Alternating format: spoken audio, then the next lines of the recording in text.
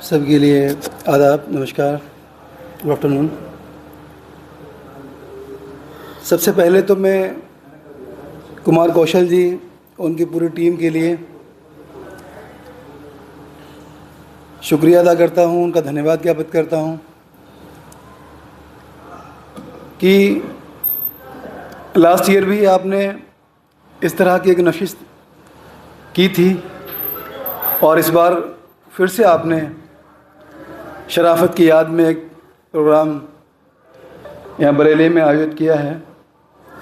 तो मैं बहुत शुक्रगुजार हूँ आपकी पूरी टीम का कि आपने इतने दिनों के बाद भी आपके दिलों में अगर शराफत है तो डेफिनेटली उन्होंने इस तरह से आपके साथ व्यवहार, इस तरह से आपके साथ वक्त गुजारा है कि आप अभी भी अपनी यादों में उन्हें समेटे हुए हैं और उसी का ही प्रतिफल है कि आप इस तरह से कार्यक्रम आयोजित कर रहे हैं। हमने भी पिछली अभी 2 अगस्त के लिए एक प्रोग्राम किया था बदायूं में और हम कोशिश करेंगे इंशाल्लाह 2 अगस्त को हर वर्ष 2 अगस्त का मतलब यह है कि जो पहला सैटरडे हम रखेंगे उसमें 2 अगस्त के आसपास का, तो फर्स्ट सैटरडे को ही वो प्रोग्राम रहेगा। इस बार हमने प्रोग्राम किया था और उसको फिर और नेक्स्ट ईयर से बेहतर करने का प्रयास करेंगे। और जिस तरह से वो चला गया अचानक से, आप यकीन मानिए कि अभी 3 साल हुए 2 दिसंबर के लिए उसको गए हुए, लेकिन लगता नहीं है कि कोई 3 दिन पहले की भी बात है। आज सुबह ही हमारी मिसेस बता रहे थे कि रात हमने शराफत को ख्वाब में देखा। कल बेटी बता रही थी कि शराफत चाचा को हमने ख्वाब में, मतलब लगातार उनकी जो मेमोरी है, क्योंकि वो इतना घर में भी जैसे लोगों के दिलों में उसने राज किया, घर में भी उसका यही हाल था कि बच्चियों के साथ बच्चा बन जाता था और जब बड़े होते थे, अगर कभी कभी थोड़े दिनों पहले की बात थी उसके इंतकाल से, तो मैं किसी बात पर उसको थोड़ा सा नाराज़ हो गया उस पर। तो हमारी मिसेस बोली बाद में, यार बोली अब तो बड़ा हो गया है वो, मतलब इस तरह से आप मत किया करो। तो मैं, नहीं मेरा भाई है, कभी ये एक कमाल की बात है, कभी उसने निगेटिव में जवाब ही नहीं दिया। कभी कुछ भी कह दिया, अगर गलती है तो, नहीं है गलती है तो, अगर कह दिया तो उसको उसने एक्सेप्ट किया। और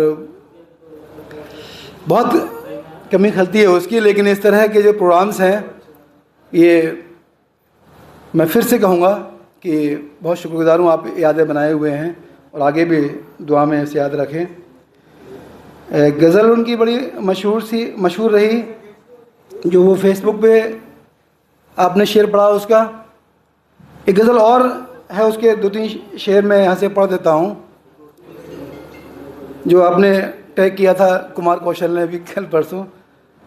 और मैं बताऊँ आपको, मुझे उसने कभी गज़लें नहीं सुना, क्योंकि इतना गैप था या इतना उसे मेरा सम्मान या रेस्पेक्ट या जो उसे अदब कह सकते हैं कि मुझे वो गज़लें, लेकिन हाँ मेरी वाइफ को, मतलब अपनी वाइफ को नहीं सुनाता था वो गज़ल लिखी और मेरी वाइफ के पास आ गया। भाभी नहीं कहा उसने, पहले दिन से बॉबी कहा। मतलब भाभी, उसका एक अजीब वो था कि वो अलग अलग लोगों से अलग अलग तरीके से नाम।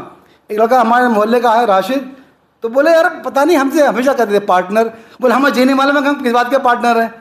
मतलब अलग अलग तरीके से लोगों से उसने बॉन्डिंग अपनी बनाई हुई। हमेशा बॉबी किचन में है तो किचन में आके गज़ल सुना गया पूरी, क्योंकि वो भी उर्दू में है, उर्दू की उन्हें अच्छी पकड़ है, तो बहुत उनका करीबी मामला था।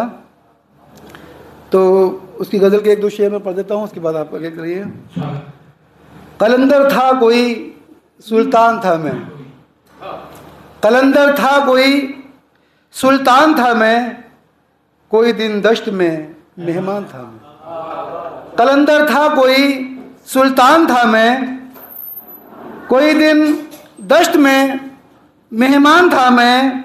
गिरा देखा उठाया ना किसी ने, गिरा देखा उठाया ना किसी ने, कि लावारिस कोई सामान था मैं। गिरा देखा उठाया ना किसी ने, कि लावारिस कोई सामान था मैं। छुआ तुमने तो मुझ में जान आई, छुआ तुमने तो मुझ में जान आई, तो क्या इतने दिनों से बेजान था मैं, तो क्या इतने दिनों से बेजान था मैं, मुझे एक आदमी ने मार डाला। अब देखिए कब लिख दिया उसने। ये कुदरती बात है कि सारी चीज़ें इस तरह से हुई हैं उसके साथ में कि कैसे लिखवा दिया ईश्वर ने, अल्लाह ने कैसे लिख दिया उसने, मुझे एक आदमी ने मार डाला, खता इतनी थी इंसान था मैं, मुझे एक आदमी ने मार डाला, खता इतनी थी कि इंसान था मैं। और आखिर में समीर जो अब उसकी कंडीशन है, अब इस वक्त कब्र में, समीर अब तो हवाले गर्द के हूँ, समीर अब तो हवाले गर्द के हूँ, मोहब्बत का कोई दीवान था मैं, मोहब्बत का कोई दीवान था मैं। ये मोहब्बतें ही हैं आपके दिलों में जो ये इस तरह से हम लोग यहाँ जमा हैं। दातागंज से अभी केशव भाई और हमारे एक साथी टीचर हैं तशरीफ़ लाए हैं, तो मैं सभी का एक बार अपनी तरफ से स्वागत करता हूँ, खैर मकदम करता हूँ। आपने इतनी खूबसूरत शाम यहाँ बनाई है, कुमार कौशल जी और पूरी टीम के लिए मैं पुनः बधाई देता हूँ। थैंक यू, धन्यवाद। बहुत सुंदर।